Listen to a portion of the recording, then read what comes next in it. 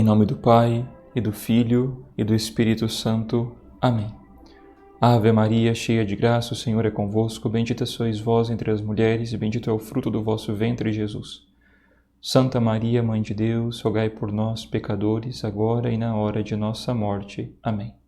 Santa Maria, esperança nossa e sede da sabedoria, rogai por nós. Em nome do Pai, do Filho e do Espírito Santo. Amém. Pois bem, nós retornamos então com o tema da encarnação e hoje vamos falar sobre as figuras e profecias da encarnação. Nós olhamos então primeiro a obra da encarnação, quem se encarnou, a obra da Trindade, depois vemos este santuário magnífico que Deus preparou para habitar, para vir a este mundo, que é a Virgem Santíssima, como acumulou de graças, como a fez, como a adornou, como a elevou, mesmo após a sua dormição, enfim. E agora nós vamos ver as profecias que prepararam a encarnação. Uma das coisas mais belíssimas de nós vermos as provas de que o cristianismo é a religião verdadeira é justamente o ato da profecia. No Antigo Testamento nós sabemos aonde ele ia nascer. Nós temos pessoas que em diversos séculos prefiguraram quem Jesus ia ser. Então sabemos onde ele ia nascer, quando ele ia nascer, quando no sentido da plenitude dos tempos, não o dia nem a hora, mas todos esses sinais prefigurativos de profecias, de profetas que viveram antes e descreveram os atos de Nosso Senhor, descreveram a sua paixão, a sua morte, a sua vida como se estivessem vendo. Então, isso é algo que, uma das provas cabais da religião verdadeira é essa. Você teve alguém que disse alguma coisa séculos antes e aquilo aconteceu, literalmente como está lá. Então nós vamos olhar os sinais prefigurativos da vinda de Nosso Senhor. Então, desde o pecado, Deus não abandonou o homem, à sua própria sorte. Muito pelo contrário. Ele lhe prometeu um Salvador. Já no Gênesis, Deus prometeu um Salvador. Então, depois do pecado original, Deus ele procurou fazer aliança com os homens. Então, primeiro nós vemos a aliança com Noé. Deus que olha para o mundo e vê o pecado, a miséria, a desgraça. Noé reúne a sua família e é na arca com os animais, e Deus então inunda o mundo com as águas e faz uma aliança com Noé. Aqui nesse sinal prefigurativo nós temos o Cristo enquanto Salvador, mas a igreja, a barca da salvação. Depois nós temos Abraão, a quem Deus prometeu uma descendência, um povo numeroso, e a partir deste povo seriam abençoadas todas as gerações. Deus renovou a aliança com Isaque, filho de Abraão, e depois com Jacó. E no Novo Testamento, no Antigo Testamento, a aliança alcança a sua expressão máxima e completa com Moisés, no Monte Horebe. Então, com Moisés, nós temos ali a imagem perfeitíssima do Cristo. Jesus é chamado nos Evangelhos, tem essa ideia de fundo como o novo Moisés. Então, Moisés recebe as tábuas da lei, Moisés liberta o povo da escravidão do Egito, tira o povo da escravidão, passa o Mar Vermelho, recebe as tábuas, constrói ali no deserto a tenda, tem a Arca da Aliança, enfim, Moisés conduz o povo até a Terra Prometida. Então, na figura de Moisés, nós temos a figura, a imagem de nosso Senhor Jesus Cristo. Então, temos ali Moisés que fala com Deus face a face. Então, o momento importante na história das relações entre Deus e Israel foi a profecia de Natã. Samuel, capítulo 7, versículos de 7 a 15, que anuncia que o Messias será da descendência de Davi e que reinará sobre todos os povos, não só sobre Israel. Do Messias, dir-se-á noutros textos proféticos que o seu nascimento teria lugar em Belém.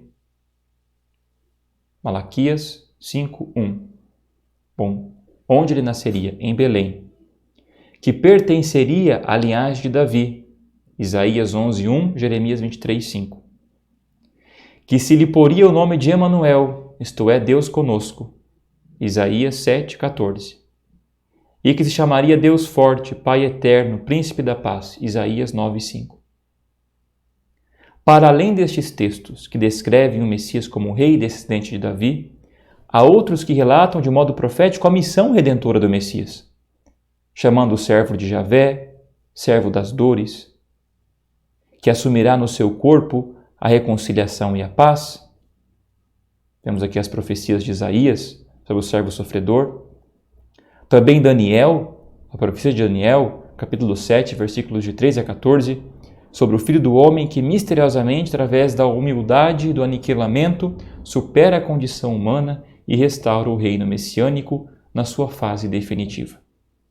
Então, as principais figuras do Redentor no Antigo Testamento são o inocente Abel, que morre pelas mãos de seu irmão Caim, que ofereceu um sacrifício a Deus que foi do seu agrado. O sumo sacerdote Melquisedeque, que não tem origem e não tem fim, ele aparece para Abraão, Abraão lhe dá a parte do seu dízimo e oferece pão e vinho. Então, nós temos a figura de nosso Senhor, no sumo sacerdote Melquisedeque. O sacrifício de Isaque, ali quando Abraão sobe com o seu filho e num ato de misericórdia Deus pede por o anjo que pare, que não mate o seu filho em sacrifício, mas sabemos que depois na cruz Deus entregou o seu filho verdadeiramente. José, que foi vendido pelos seus irmãos, escravo no Egito, foi vendido pelos seus, também aqui tem a imagem do Cristo. O Cordeiro Pascal, que Deus pediu que o Cordeiro não tivesse defeito, não tivesse nada, fosse morto, depois com o seu sangue ungisse as portas, onde o anjo da morte passaria, e onde estivesse com o sangue do Cordeiro Pascal assinalado, os filhos dos hebreus, os primogênitos, estariam salvos. Também esse Cordeiro Pascal é a imagem do Cristo. A serpente de bronze que Moisés levantou no deserto, para que todos que olhassem para ela fossem curados das serpentes que o povo foi picado.